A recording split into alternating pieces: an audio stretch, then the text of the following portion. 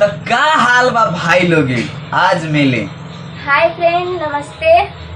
और हम लोगों का जोड़ी कैसा है आप लोग कमेंट में ज़रूर बताइएगा, लाइक कीजिएगा, शेयर कीजिएगा और आप लोगों के लिए नहीं आईडी फॉलो कीजिएगा। आप लोगों के लिए एक गाना सुना दे रही हूँ।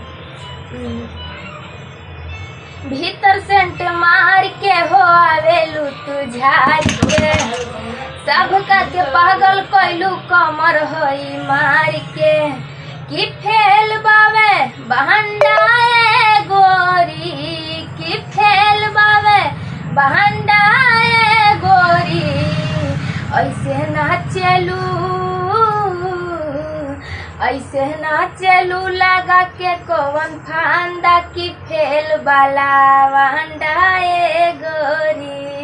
बहुत अच्छा लगा। आप लोग सुने, वीडियो को लाइक कीजिए, शेयर कीजिए।